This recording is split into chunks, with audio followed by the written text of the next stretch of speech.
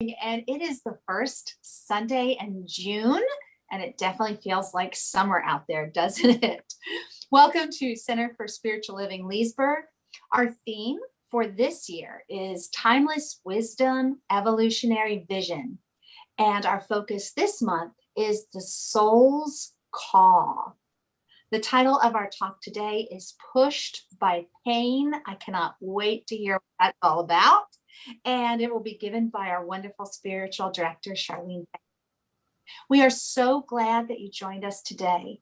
We invite you to get comfortable and relax in this moment as we begin our service.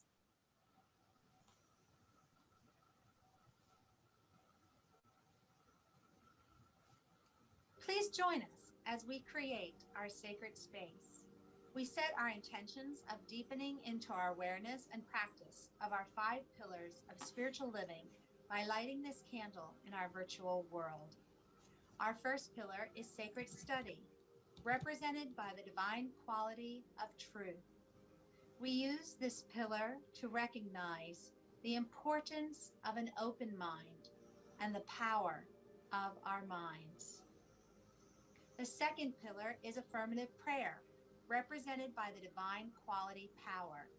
This pillar honors the power of prayer in our daily lives.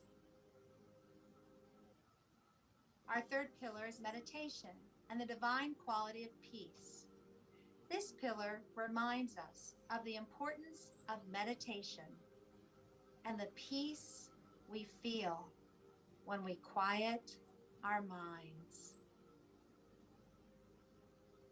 The fourth pillar is circulation and the divine quality of life.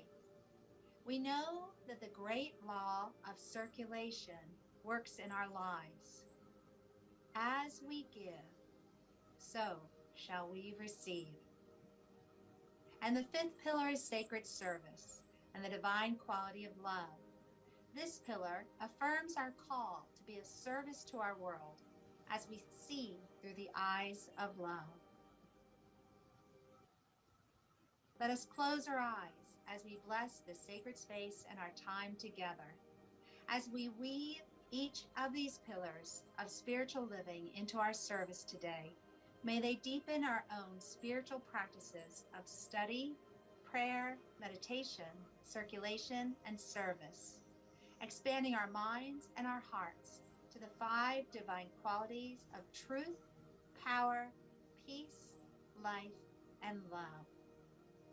We also bless everyone who made our service possible today and everyone in attendance. May the energy of love that is generated here bless everyone abundantly, and so it is. Please feel free to add to the chat or in the comments any prayer requests or celebrations that you would like to have included later in the service when we provide our affirmative prayer in our community spiritual mind treatment. And now we move into our time of meditation with Charlene. Thank you, Tamara. Beautifully done as usual. So welcome to the first weekend of June. And as you saw, our whole new theme, as Tamara mentioned, was the soul's call. So let's go into a meditation that is inspired by an idea about what is ours to do.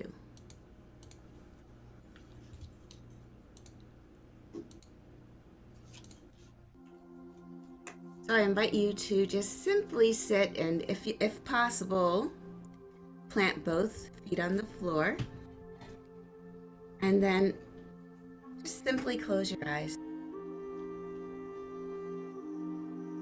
Just allow your breath to slow.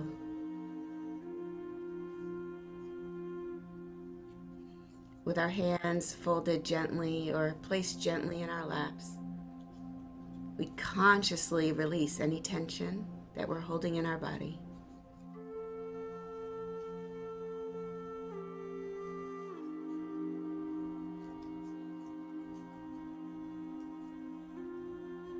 Allowing it to just fall away, any sense of urgency, any sense of will, any sense of a clenched fist, and you know what I mean, inside your body. Just allow all of the tension to release.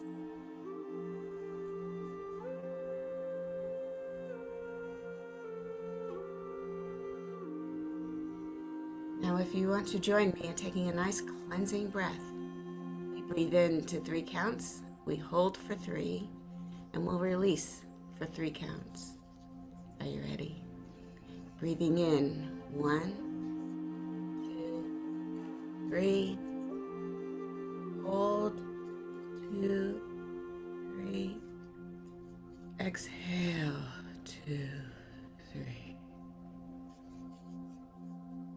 I invite you to go ahead and do that twice more on your own.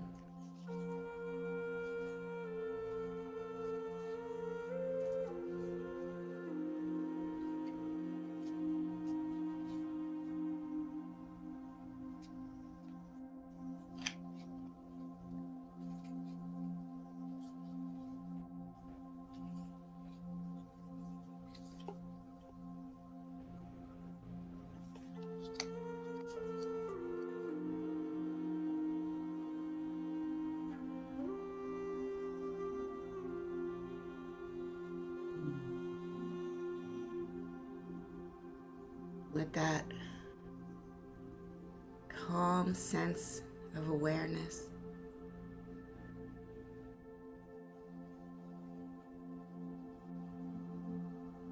we rest.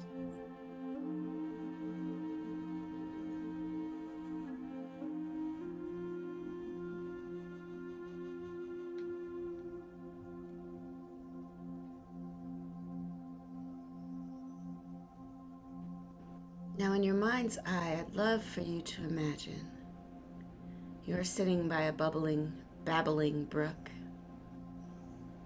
You're on the grassy edge, seated comfortably, perhaps under a tree.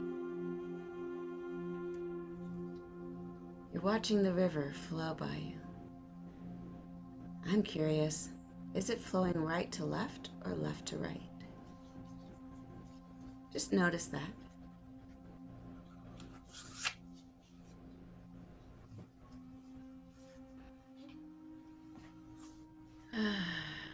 And as you sit next to this babbling brook where you see some stones, some rocks in the brook, and the water just flows around the rocks and flows around the obstacles, makes its way downstream to who knows where.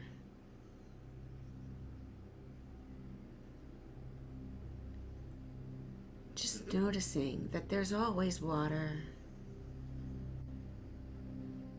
It comes from wherever it comes from, and it goes wherever it goes.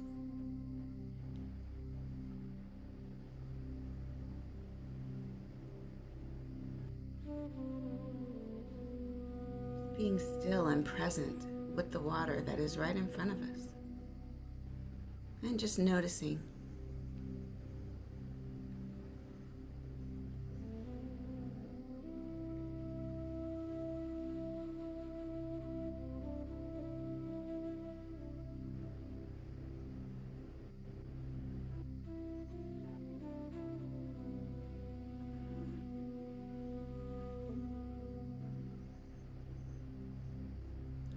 Listening to the sounds of nature, birds tweeting, and the cicadas perhaps doing their thing.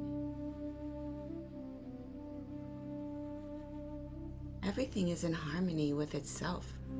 Everything is okay.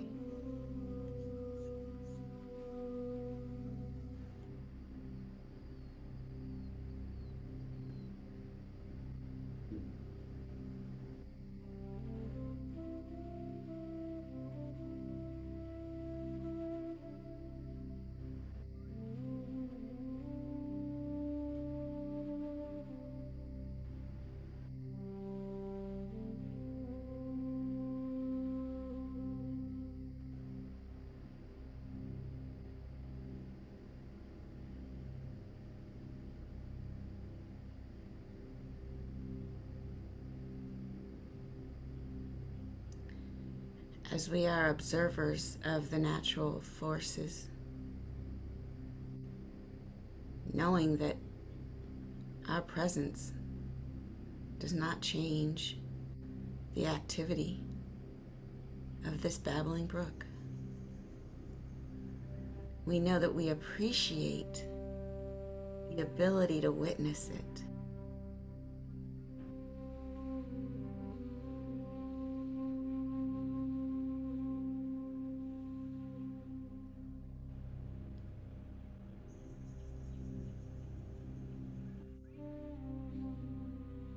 We appreciate the ability to see more deeply than what's on the surface, to appreciate the interconnectedness of all life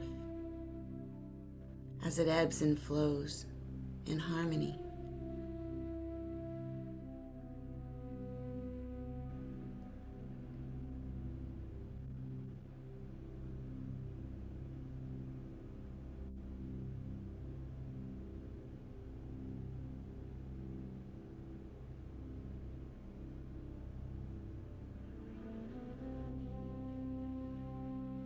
We allow ourselves to stay in this sacred space that we've created inside of ourselves, one that's just one with nature, harmoniously observing, not interrupting the flow in any way,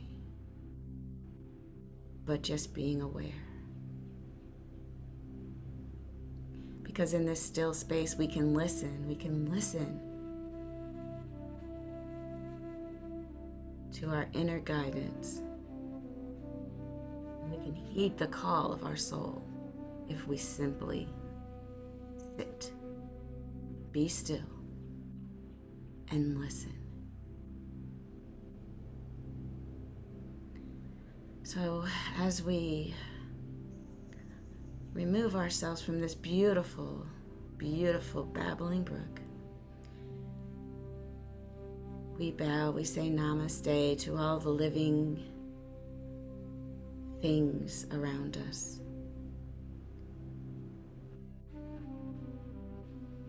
And we return into this room with a renewed sense of openness, awareness, and appreciation for what is. So go ahead and wiggle your toes, move around a little just to bring yourself back into your body.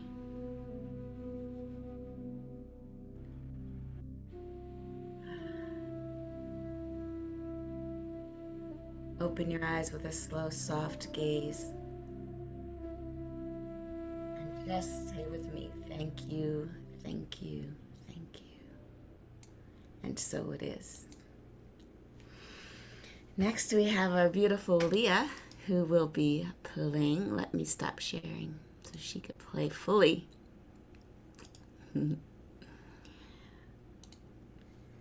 Hello and good morning, everyone. This song, I'm going to give a little tiny introduction. First of all, I have only shared it with one other person. We were writing songs at a parallel moment. We wanted to honor fear, especially fear of showing up as our full, brightest, most beautiful selves, and the challenge and the agony that that can bring.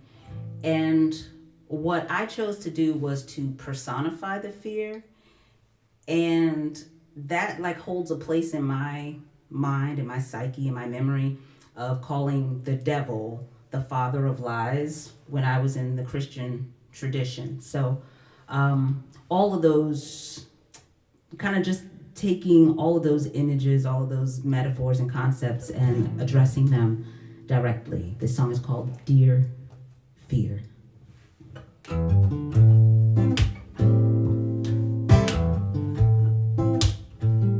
I hear you calling me when I feel I'm falling free. No, you won't let go, but one thing I know is you are not of my soul. Your voice is vicious, loud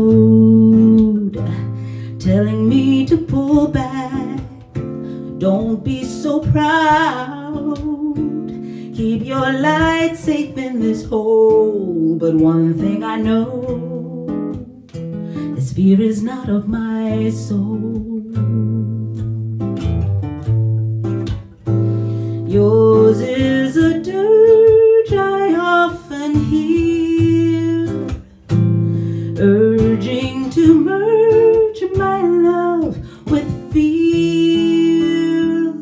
And that's your mission. Lies can't cloud my vision. I know you're gonna try. I've been way down low, and one thing I know is fear is not of my soul.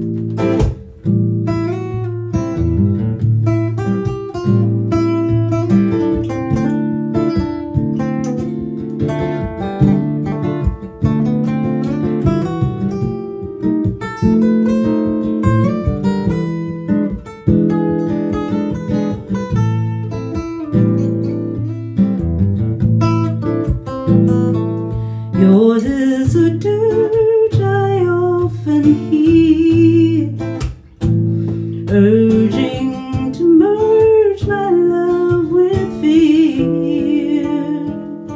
And that's your mission. Lies, you can't cloud my vision. Oh, I know you're gonna try. I've already been way down low, and one thing I know is fear is not of my soul. You've had me way down low. One thing I know is fear is not of my soul.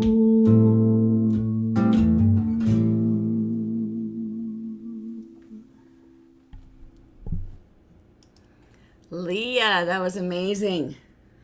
Wow. There's everybody clapping in the room. That was amazing. I love it because you shared that with us first before you shared it on all the social media, so that's awesome. The other thing is it's perfect for how I want to start this talk because the topic is pushed by pain. And a lot of us were raised to believe that pain is bad. Pain is bad. It's to be avoided at all costs. And it's usually because the devil is busy. And I've heard that phrase. Have you heard the devil's busy today? You've heard that before. And so, I don't know. I mean, I'm not sure about that. It's, to have fear, like Leah just said, it's not of me. Fear is not of my soul. I was not put on this earth to feel long-lasting fear. I'm talking about long-lasting fear. Now, let's talk about it. There's a gift in fear itself, but it's the fear that is only temporary for the situation at hand. The deer in the forest, who all perk up when there's possibly something nearby that might hurt them, who then sprint through the forest to get to safety, and once it is no longer sensed that the danger is nearby, they don't hold on to it. They don't talk about it. They don't, kind of break it down and say, oh my God, did you see that? The nerve, right? The devil's busy today. Now let's all get together and talk about that. No. I mean, I'm sure on some cellular level, they'll remember that fear means run. But after they finish running, they go back to grazing and whatever they do in the woods, right? We do not need to hold on to fear that is meant to protect us. That is not good for us. So that is awesome. I love it. Now let's go back to pain. Now pain, pushed by pain. What do you mean pushed by pain? So a lot of people feel that pain is bad, that it is to be avoided at all costs. But the problem is that pain has a seed in it for your growth. Your next best self is sometimes in the middle of a pain seed, or some people call it not the seed, but the fertilizer that helps make it grow, right? So the next time you're in the middle of some excrement, you could say, oh my, I'll use this for fertilizer, okay? Yeah, so what are we talking about? Let's talk a couple things. I'll talk about some good pain, and you can also think about this as stress, good stress, right? Stress is another thing people think, oh, you got to avoid stress at all costs. No. Let's look at nature. Butterflies, you know how they start out. We talked about this a lot. They start out as caterpillars, and they're moving along, inchworming along like they do, and then something happens, and then they got this insight, this calling to go like hang on to the edge of a branch of a tree. And then something in them starts to change, and these are these cells that change, and it becomes a cocoon around them, and then they're in the cocoon baking like they do, and at some point, the emergence of the butterfly, the wings of the butterfly will not become strong unless they push and push and push against the cocoon. And the more they push, they're building their butterfly wing. If they didn't have this stress of pushing and pushing against the cocoon to finally do this, then they wouldn't be able to do that. So the worst thing you could do to help a butterfly is to cut open the cocoon. You just killed it. Right? So when your kids come to you and they need a loan, say, well, I would give you a loan, but it would be like cutting open the cocoon sack of a butterfly. So no, I'm going to let you struggle. My parents let me struggle. I came to them the first month. I think I needed help with my mortgage. I had a house. I was 20 years old. What was I doing buying a house? Well, I had to buy a house because I had this small inheritance that I would have pissed away. Can I say pissed online? I can. Okay. Yeah, I would have pissed it away. So I put it in a house and proceeded to not be able to make a couple payments. They helped me the first time. And then they said, I don't know what you're going to do. You better get a roommate or something, but we are not the bank of your mom and dad. And so I figured it out. I struggled. I figured it out. It worked out. Look at that. So struggle's good. Stress is good. Pain can be good. Let's look at another example. The tree. The tree, the big tall tree that you see out there, has roots just as low as the branches are high. So how did those roots get there? Well, not just by growing down. Sometimes the tree, because it's in the wind and it flows like this, makes the roots need to hang on. The roots need to grow stronger so they can hang on to the ground because the tree's doing this. I'll never forget, I heard about a study somewhere in the Midwest. Okay, the details are foggy, but the study went like this. They were doing an ecodome, where they had a big old dome around a plot of land of so many acres, and they planted things inside the ecodome, and they created the ecological system that would support plant life. And think of it like a huge greenhouse, okay? They put trees in there. The trees grew up, but they didn't grow down so much because there was no wind in the dome. So the trees had very superficial roots, and they could just be pushed over by leaning on them. So that reminds me, I guess we're doing child analogies today because that's what's coming up. But that reminds me of when we coddle our kids and don't let them experience troubles in life, then when they do go off on their own, they don't know how to do anything. They don't have any skills. We've done all their laundry. We've cooked all their food. I say we, but I would never have done that anyway. But the idea is that if you don't have your child help themselves, then they might be tall, they might look like mature beings, but they're easily succumbed to all the trouble that's out there. They can be easily pushed over because the roots didn't go down. They weren't given enough to test their strength and to make them grow, which makes me think of my third example, and that's muscles. Now, I could say all day that I want to grow my muscles, but unless I put stress on them, they'll never have a reason to get bigger. There's no way. Why? Why, Charlene? You sit on the couch every day. Why in the world would I need to have a bicep? You don't lift anything except a fork, my body might say. So I have to go to the gym and I have to get something heavier than a fork, and I've got to do it over and over. And sure, the next day it's like, ow. Oh, but that's the best kind of pain when you know you did it to yourself and you know that that means that it's growing. That's good pain, isn't it? Pain pushes. But there's some not so great pain. You know, this is the pain of loss, the pain of disharmonious relationships, when you're just struggling with somebody and you're arguing and it just doesn't feel good. Oh, what do we do about that kind of pain? So that pain pushes you as well, but not necessarily directly. That pain will make you ask yourself about your life choices. You'll ask yourself. So if you get in a relationship and you're like, wow, so this is happening. How did this happen? He didn't look like that kind of guy when I met him, but here he is acting like the person I don't want. And so then you have to ask yourself about your life choices. And you say, well, this is painful. And instead of running, leaving, and picking another one, because you know what's going to happen, you pick the next one, it's going to be just like this one. Because if you don't change who you are, then life keeps showing up the way it's now showing up. So the question is, what do I really want? What am I here to learn? And how? How can I learn from this little piece of, you know what? How can I make it fertilizer in my next experience? And so we ask ourselves, we inform ourselves, we sit down, go by that proverbial babbling brook and just sit still and ask ourselves, all right, I'm in pain. What am I here to learn? What am I here to learn? And sit in it. Pain is funny that way. It's like a monster.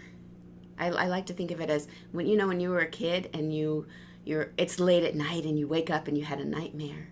That nightmare is really, really, really scary. And the monsters that you dream up in your mind are really, really, really scary. And so, but in the morning, you look around, you're like, why was I so afraid? Like, things seem really scary at night, don't they?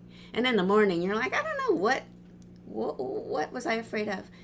Pain and things that hurt us are like monsters, that they thrive in darkness. They thrive when you don't look at them, when you run from them and choose a soft drink or a piece of cake. Not that those are bad. Have the cake with the soft drink, but not in order to avoid the pain. No. See, because if we do things to avoid sitting in it, then we have a bigger problem than we would have had if we just sat down for a minute. We create addictions and bad habits and bad behavior all to avoid sitting in a little bit of pain, which, have I mentioned, is there to help us become who we really came here to be.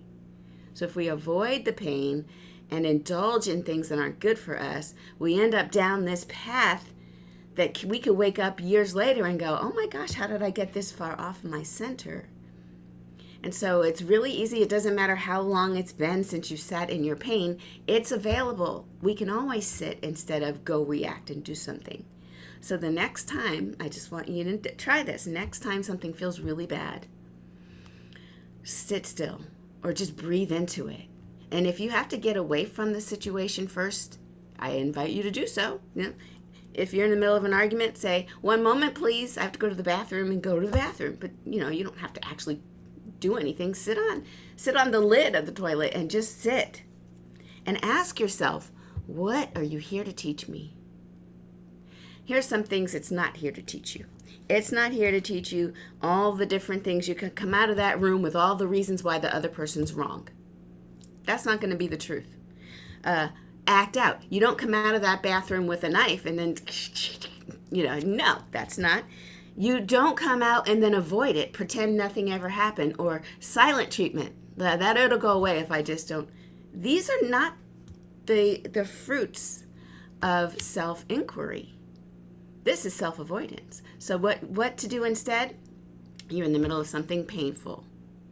What we will do instead is go into that silence. If you have to remove yourself, you do go into that restroom. You sit down and you cry if you need to. Cry your heart out. Do that ugly cry that nobody should ever see. Do that. Get the tissue, wipe your face. Or if you don't want to cry, just sit there and listen. Ask this question: what are you here to teach me? What lesson do I have to learn in this situation? Ask the question. In fact, here's what Ram Dass says in a book called How Can I Help? As we play the edge of our pain, gently opening, acknowledging, and allowing, the suffering it has caused diminishes. If we further dissolve the boundaries, letting ourselves enter into the pain and the pain enter into us, we can see the possibility of going beyond it to where the heart is freer. We've never been so vulnerable, so defenseless, and yet somehow so safe. The surrender we were so frightened of turns out not to be defeat, but to be a kind of a victory. So, and Rumi says, these pains you feel are messengers. Listen to them. So what message does our pain have for us to learn? And is it something that for me, it's been, okay, you're getting way off of your intention here. You are far, far, far from what you came here to do. In fact, remember last week we talked about the hymn of the pearl? You know how we had our character come down into Egypt to get the pearl from, the middle of the serpent. And he got distracted. He made friends and got comfortable, put on the clothes of the people in Egypt, kind of forgot why he was there. And then an eagle or some sort of being landed and whispered in his ear. Now, I want to talk to you about that between him getting comfortable and forgetting who he was and having the eagle whisper. I want to make up a little fan fiction, if you will, for what happened between that time. So you see, I believe that person whose story is the hymn of the pearl, he started feeling uncomfortable. Things started happening around him that were painful. And he started to question, what is he doing here? Surely I'm not here just for this. Somehow the clothes that he had on that were dressed like other people, they didn't feel right. They probably itched a little. They felt a little funny, but he still tried to make himself look presentable and wear them anyway. Perhaps the shoes they gave him were too small and he ended up kind of walking a little funny to accommodate the shoe. Instead of getting one the right size, you know how we do sometimes, we just kind of make it work because we don't want to offend other people who gave us this gift, so we just kind of make it work. But somehow, as we put on all of these garments and external things that aren't really us, we're getting farther and further from who we really are. And the universe will remind us that we're getting further, further away. How? By little things. Little things will annoy us. We cannot stay the same. We're either moving forward and evolving or we're dying. And when you're dying, there'll be signs. You're uncomfortable. People are fighting you. There's nagging. You just don't like going to work today. I just don't feel like going today. You start saying things like that with the grit in your teeth, like, you're using a lot of 4-letter words. Is that just me? Yeah, just kicking stuff mad. These are signs that you're probably off your path. So that's the pain that will push.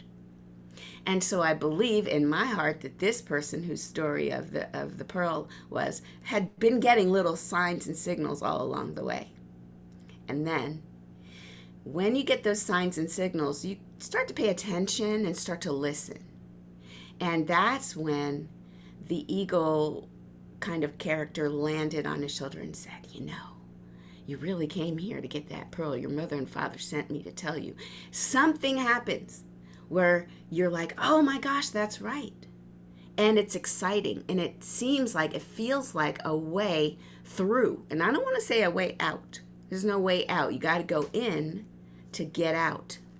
So you go in, and for me, I know for my last few months, you guys have heard me sit in this very chair talk about how annoying it is at work. And I know exactly what that is. It's pushing me. What is it pushing me to do? Well, I did have a vision long ago to have a certain company of a certain size and have this kind of mission, and this is what we'll do at this company.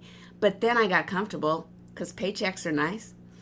And then there's paperwork with the company, and I worked all day. I don't want to have to do paperwork at night, so I put it off to the tune of 10 years or so. Well, to be fair, I said I wanted to wait until Blake graduated from college or even from high school before I could really focus on my business, because I felt like as a homeschooling mom, it's kind of rude to do 100 other things while also homeschooling. So let's just put the kid first and homeschool. But that was done. He was 16. He is now 24, y'all. He was 16 when I was done homeschooling him.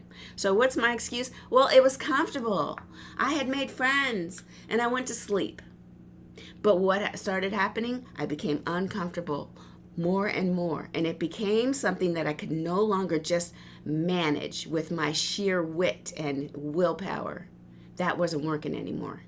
My entertaining personality is what I'll call it, along with what I do with my work, is, it has gotten me through so far. Why isn't it working now? Oh, because it's time to grow. Because it's time to grow. So let's give her a little more pain. How about now? The universe said, oh, not enough pain, twist it harder. How about now? I'm like, got it, uncle. Got it. Paperwork has been filled out. Stuff will be submitted shortly. I'm not playing. But the thing is, I had to get mad. You know how it is. Sometimes we got to get mad to get things happening. Back to our kids, it's so funny. I hate to manipulate my son, but I'm not beyond doing it. One time, years ago, I had taken on a workout routine, and it was an app on my phone, and I would work out according to the little plan, and it was hard. I was doing all these push-ups and all these sit-ups, and there was a ball involved with back extensions. It was hard. And I'm looking at my then 13-year-old, and I'm like, he needs to work out too. And so I'm trying to tell him, work out, and he's kind of half doing it, and he doesn't really want to do it, but he hasn't figured out how to tell me no yet. He's mastered that now, by the way. He can tell me no, but at the time he couldn't. And so I made him mad. I pissed him off. I said, you know what? You suck at this. I'm good at this, and you're not good at this. He was like, I'll show you. This boy did the perfect push-up like 14 different times, and then he did this, and then he did that. And I was like, So what works with some people is you just piss them off, and then they'll do it. Now, that's not great, but I also think that the universe is now doing that. Like, I'm doing it to myself. Part of me, pisses myself off so that I could get up and do stuff. I mean, again, I'm not proud of it. So, but this talk title is Pushed by Pain. Now, there's another talk title.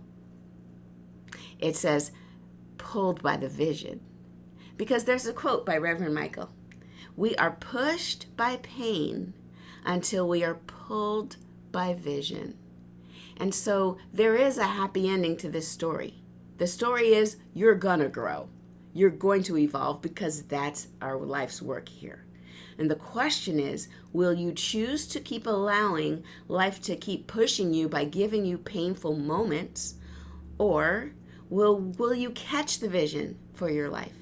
Catch it, and then proactively, intentionally move along your life with vision pulling you. I'm going to say that one of these is much more comfortable and much more harmonious to the life than the other. Hey, but they both get the job done. You're going to be pushed by pain, or you're going to be pulled by the vision. So I like to leave you with that, because there's always more. This whole month we're going to be doing so much more. But I shall leave that right there. Go with me within to that place that we so beautifully cultivated earlier. That place where there is only one, only the divine, living and moving and having its being as us. We're never separate from our divine. We may think we are, But that's because we keep looking outside of ourselves to find it. But if we sit still by the babbling brook or wherever it is that you find peace, I need you to go in there. Find that peace. That is your true nature. That is my true nature. That is the holiest of holies. That is the divine sanctuary where the living God animates us. It is that spark of eternal life that lives in each and every one of us. It is never separate, can never be separate. The divine is in and through. It's embedded in its creation, yet it is not consumed by it. It is bigger than everything we can see. It is all. It is the ground of all of our being. That is where we live. That is who I am. So I know that being in harmony with this divine presence gives me just hope. Not only hope, but it gives me the knowledge that only good is unfolding in my life. And no matter what it looks like, I know that the divine idea of me is unfolding right here and right now. That I always have enough. There's enough wealth, there's enough health, there's enough prosperity, there's enough love, and there's enough peace right here, right now. I don't have to wait for it. It's not in the future. I am taken care of. Everything is all right. And I know this is true for each and every one of us here today within the sound of my voice, for every person who we would like to hold in our hearts for prayer, whether they're experiencing appearances of lack, appearances of dis-ease, anything that looks like it's out of alignment with the divine. Well, we know that that's simply fertilizer for their better yet to be. And we hold these experiences. We hold this truth about ourselves beyond it, just underneath all these experiences, knowing that only good is unfolding as us. I speak my word for our CSL Leesburg community that we are growing and we are expanding to the fullness that the Creator would love to be as us, and that we are doing this in a harmonious way, in a way that uplifts all and just makes everyone know that yes, we have found our tribe. I give thanks for our newly passed, but not quite all the way there, practitioner, Tamara. She has one more little hurdle to go over, and I know it's already done in spirit. And I do appreciate our other practitioners here, Sonia and anyone else that just here to support the mission of CSL Leesburg, to just be that place where everyone feels connected with all that is. We don't see other. We are all one, and we know it, and we celebrate it. And we are not uniform with our unity.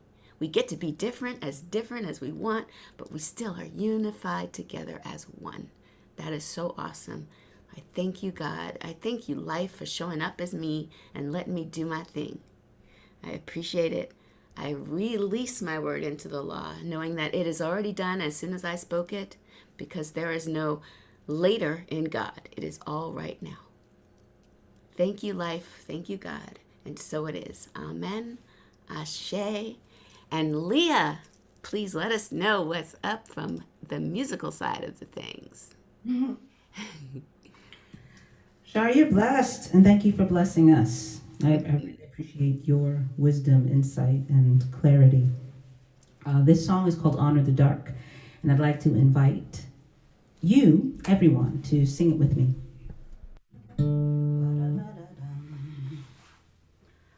Honor the dark as you do the light. Receive the gifts that come to us by day and by night. I choose to honor the dark, uncertainty and change. Deliver us from fear until only love remains. Now the lyrics are in the chat to that part, and I'll sing it and I'll loop it and add other voices, other harmonies. But if you keep that refrain going, that's the bedrock of the song. 3, 4. Honor the dark as you do the light.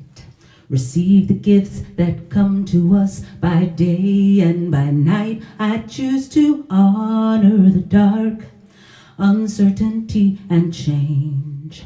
Deliver us from fear until only love remains.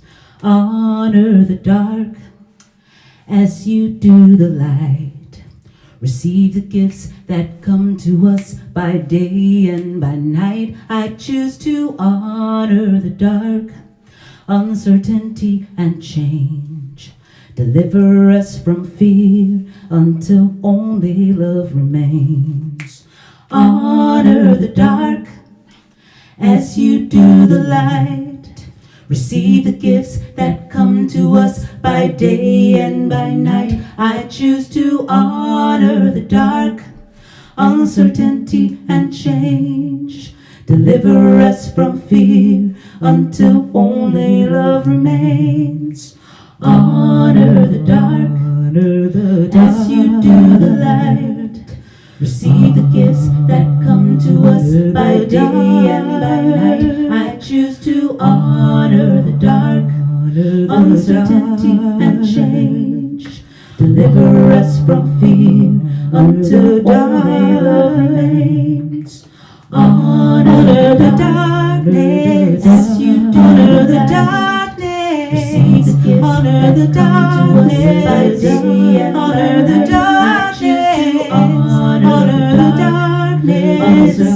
Honor the darkness. Deliver us from the darkness. Honor the darkness as the butterfly slips free from her darkness.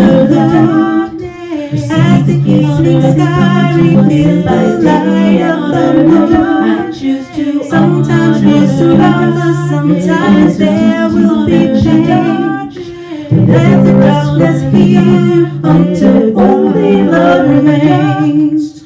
As the butterfly slips free from her dark cocoon, as the evening sky reveals the light of the moon, I choose to sometimes fear surrounds us, sometimes there will be change. But let the darkness heal you until only love remains. Honor the dark.